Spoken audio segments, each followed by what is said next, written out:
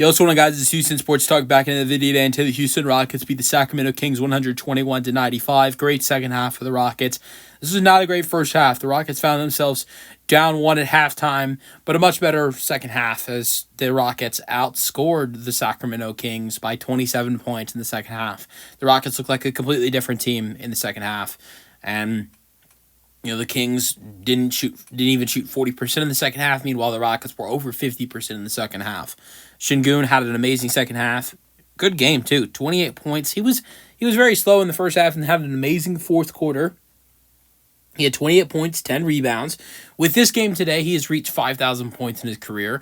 And in the next game, unless he has this awful game, with 10 points in his next game, he will end up passing Sleepy Floyd in Rockets, franchise point leaders. And so right now he's at 23rd, even though he's in season 5, he, is at this point at 23rd in the Rockets scoring history. And I think he could easily crack the top 20 in this season. But, great game tonight and great second half. He had 4 steals as well. And just in the last couple games, we've seen him play some really good basketball. The game against Utah the other night was insane. Tied his career high in assists in that one with 14 assists. Only 3 tonight, so that was lower. And had a great defensive game in that one with 5 blocks. So last game was 5 blocks. This game it's 4 steals. It's just some great basketball Alperen Sengun's playing right now. At this point, going into today's game, he was averaging almost 23 points per game. Now he's over 23 points per game on the season with tonight's performance. Amen Thompson was killer again today. Was great the last game in Utah, even though the Rockets lost. 20 points for him, 12 rebounds, 7 assists. And I want to go to the biggest factor, I think, in this game for the Rockets. I think the biggest reason why the Rockets lost their last game to the Utah Jazz was missing Steven Adams in that game. You get him back, he has 11 points, 8 rebounds. He goes 5 for 6 from the floor.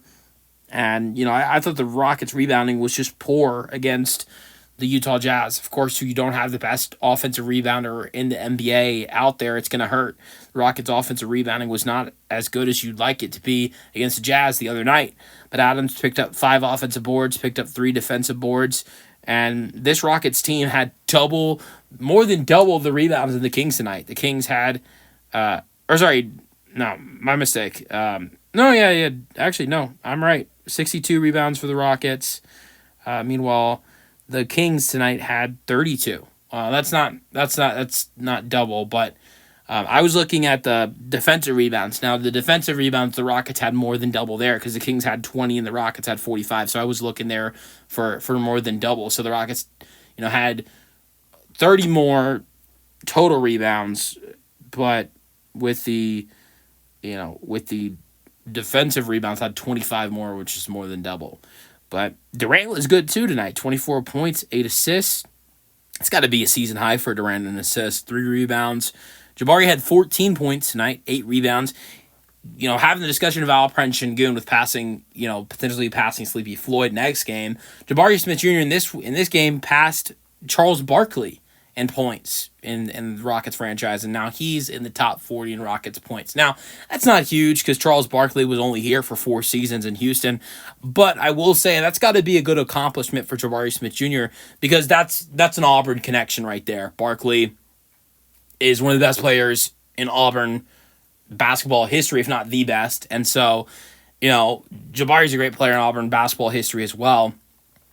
And that's the guy you want to look up to. If you're an Auburn basketball player, the guy to look up to is Charles Barkley. So knowing that, to pass him and scoring in the Rockets, in franchise history, that's not a huge accomplishment, but I think it's a decent accomplishment for Jabari Smith Jr., knowing, Charles Barkley, I know, always, talks, a bunch, says, always has a lot of good things to say about Jabari, when talking about him on TV.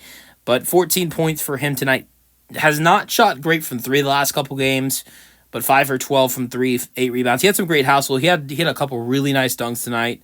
He had 2 blocks too, but 3 points for Josh Okogie. He was back in the starting lineup tonight. 27 minutes, 6 rebounds. But his hustles, which is so key to this Rockets team. 2 steals for Okogie tonight. The Rockets had 10 steals tonight and 8 blocks. And Amen Thompson had 2 steals. that was it for the starting lineup. Off the bench, you had Steven Adams, as I mentioned, what he did. Reed Shepherd played 28 minutes, only 5 points, 2 for 7 from the floor. But he did have 6 rebounds in 28 minutes, and he had 2 blocks and a steal. Aaron Holiday played 17 minutes, 7 points. The bench scoring outside of Adams tonight wasn't amazing. Capella had 4 points and 6 rebounds.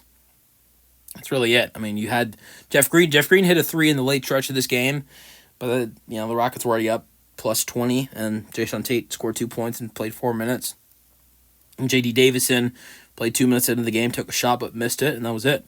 So, great win for the Rockets. Malik Monk scored 25 off the bench for the Kings, and Maxime Renault, rookie off the bench, was killer tonight for the Kings. 25 points, 10 for 15 from the floor, 2 for 2 from 3, 6 rebounds, 3 assists. Great game for him tonight. DeRozan only had 12, and Zach LaVine only had 2 points, played 19 minutes. I know the Kings are really eager to trade him. Low minutes tonight and not a good game. Could maybe equal to a trade sooner than thought. I don't know. Performance like that definitely takes your trade value down, though. You guys give me your thoughts on the Rockets winning 121-95 in the comment section, and peace out, go Rockets.